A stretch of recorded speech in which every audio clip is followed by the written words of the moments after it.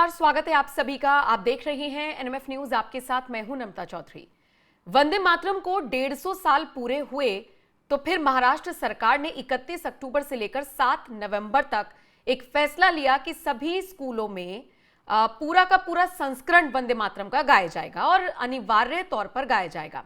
निश्चित तौर पर हमारी संस्कृति, हमारी विरासत जो है वो आने वाली पीढ़ियों को पता होनी चाहिए, और जो इस वक्त की पीढ़ी है, जिन्हें आप देश का भविष्य कह सकते हैं, उन्हें भी सारी चीजों का ज्ञान होना चाहिए। और इसी संदर्भ में यह फैसला लिया गया था। लेकिन इन सबसे इतर कुछ नेताओं को महाराष्ट्र सरकार के इस फैसले से मिर्ची लग गई। ऐसा आप इसलिए भी कह सकते हैं क्योंकि महाराष्ट्र में निकाय चुनाव होने हैं और उस पर एक छत्र राज करने की कोशिश में जुटा विपक्ष अब हर एक मुद्दे को भुना रहा है, फिर चाहे वो देश हित में लिया गया फैसला ही क्यों ना हो। अब आप सोचिए ना, वंदे मातरम से किसको दिक्कत हो सकती है, लेकिन दिक्कत है। अबू आजमी तो खुलकर इसका विरोध कर रही हैं। समाजवादी पार्टी के महाराष्ट्र के जो नेता हैं अबू आजमी, वो सीधे सीधे तौर पर कह रहे हैं कि इस्लाम उन्हें इस बात की इजाजत नहीं देता कि वो वंदे मातरम गाएं। अब इसी को लेकर पूरा विवाद गहराया हुआ है और महाराष्ट्र सरकार के इस फैसले पर कैसे इंडिया अलायंस में खलबली मची हुई है वो हम आपको बताने जा रही हैं। सबसे पहले तो अबू आजमी ने क्या कुछ कहा है, आइए आप सुन लीजिए। का प्रोटेस्ट है ना, जबरन किसी को कोई चीज खाई नहीं जा सकती। जो एक अल्लाह को मानता है, जो अपनी माँ का भी सजदा नहीं करता, वो जमीन का सजदा, सूरज का सजदा नहीं कर सकता। ये इस्लाम में कहा गया है, और इस्लाम में सबसे बड़ा गुनाह अल्लाह का शरीक बनाना है। हम उसका अपोज थोड़ी करते हैं। हम तो हमेशा खड़े रहते हैं असेंबली के अंदर, पार्लियामेंट के अंदर, हम उसका सम्मान करते हैं। लेकिन मैं पढ़ नहीं सकता, इसलिए कि मैं अल्लाह की बात करता हूँ। नहीं, जो जबरदस्ती का प्रोटेस्ट है ना, जबरन किसी को कोई चीज खाई नहीं जा सकती।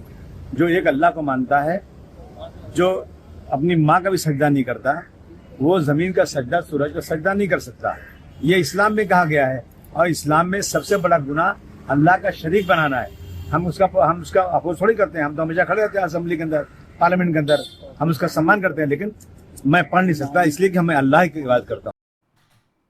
अब देखिए, एक तरफ हम अबू आजमी को सुन रहे हैं कि अबू आजमी किस तरीके से बयानबाजी कर रही हैं, दूसरी तरफ हम देख रहे हैं कि महाराष्ट्र सरकार में इसे लेकर एक अलग ही जोश देखा जा रहा है। अच्छा, इसके अलावा महायुति के कई नेता हैं जो अबू आजमी को चिढ़ाने के लिए उन्हें बाकायदा इनविटेशन भेज रही हैं कि आप सरकारी कार्यक्रमों में हिस्सा लीजिए और आइए वंदे मातरम गाइए। जवाब अबू आजमी की तरफ से भी बराबर दिया जा रहा है। अब अबू आजमी से आगे निकलते हैं और आपको बताते हैं कि कैसे सोशल मीडिया पर अलग अलग ट्वीट्स वायरल हैं। बीजेपी इस मुद्दे को भुना रही है और इसी कड़ी में सबसे पहले बात करेंगे शिवम त्यागी की। बीजेपी के प्रवक्ता हैं और उन्होंने लंबा चौड़ा ट्वीट किया है और इस ट्वीट के जरिए वो ये बताने की कोशिश कर रही हैं कि कैसे वंदे मातरम से भी लोगों को दिक्कत हो सकती है। शिवम त्यागी का ट्वीट चलाइए। देखिए, शिवम त्यागी लिखते हैं कि वंदे मातरम और भारत माता की जय पर अबू आजमी और सपा का आधिकारिक स्टैंड ये है, न भारत माता की जय बोलेंगे, ना ही वंदे मातरम गाएंगे। और कुछ पूछना है आपको अखिलेश यादव से। अब ये जो शिवम त्यागी जो स्टैंड बता रहे हैं समाजवादी पार्टी का, ये इशारा कर रही हैं अबू आजमी के उस बयान का जिसको मैंने हाल फिलहाल आपको सुनवाया। अबू आजमी की हम बात कर रहे हैं। अबू आजमी देखिए, डे वन से इस मुद्दे पर लगातार कटाक्ष कर रही हैं। उनका सीधे तौर पर कहना है, और सिर्फ अबू आजमी ही नहीं, अब तो इंडिया अलायंस के और भी नेता आगे आ रही हैं। इसी कड़ी में सोशल मीडिया पर एक अलग बहस छिड़ गई है। दावा तो यह भी किया जा रहा है कि इंडिया अलायंस के कई नेताओं ने देवेंद्र फडणवीस को बाकायदा चिट्ठी लिख दी कि भैया आप ये सब काम रोक दीजिए।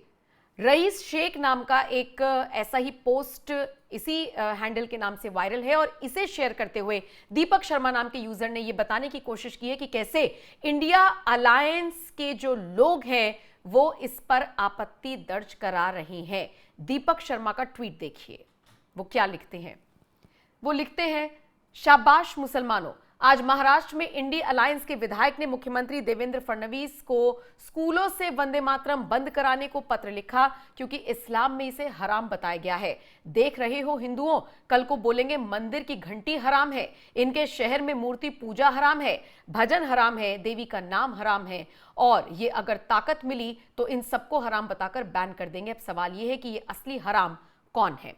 अब देखिए अलग अलग तरीके से जिस तरीके से ये ट्वीट किए जा रहे हैं, रईस शेख का हम जिक्र करें, रईस शेख वाला ट्वीट भी एक बार चला दीजिए, जिसमें ये लिखा गया है कि I have written to honourable CM of Maharashtra Devendra Fadnavis ji urging him to revoke the compulsory singing of Vande Mataram in schools. Education is meant to build knowledge not enforce ideology. Let classroom stay centres of learning not politics. मतलब ये आदमी लिख रहे हैं कि भाई मैं देवेंद्र फडणवीस से अपील कर रहा हूं कि स्कूल स्कूल की तरीके से रहने चाहिए. एजुकेशन आपका पर्पस ये होना चाहिए कि आप अपना ज्ञान बढ़ाओ, ना कि ये कि आप किसी विचारधारा को बढ़ाओ. सवाल ये भी उठने लाजमी है कि फिर हिजाब को लेकर इतनी मारामारी क्यों होती है?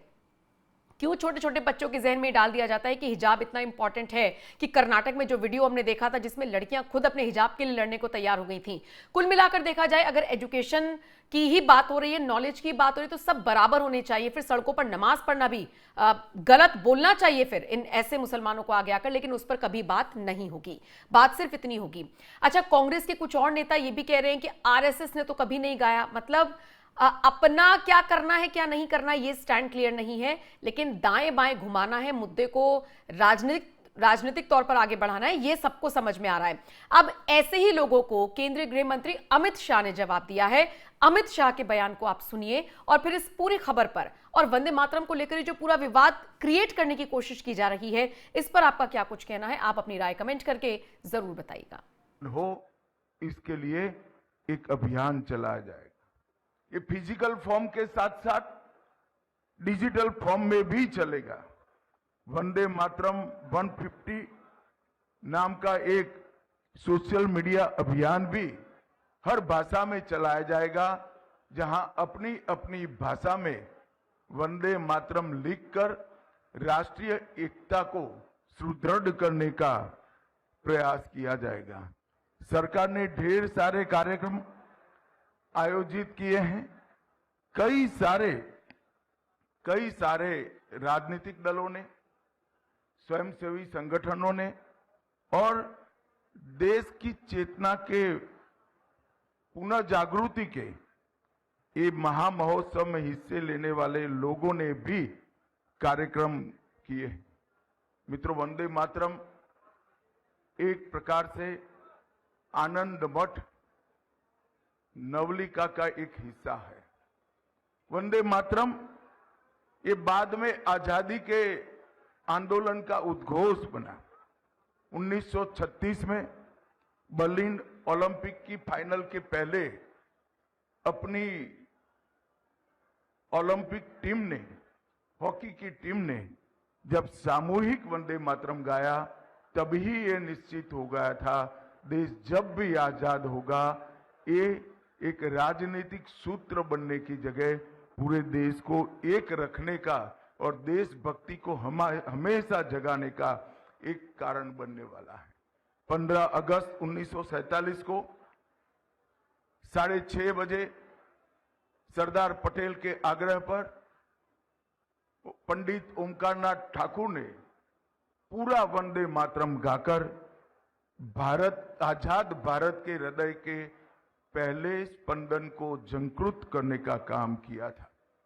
और 24 जनवरी 1950 को संविधान सभा की जब अंतिम बैठक समाप्त हो रही थी, उस वक्त बाबू राजेंद्र प्रसाद जी ने वंदे मातरम को राष्ट्र गीत के रूप में स्वीकार कर देश को वंदे मातरम को एक प्रकार से सम्मान के साथ स्वीकारने का रास्ता प्रशस्त कर दिया.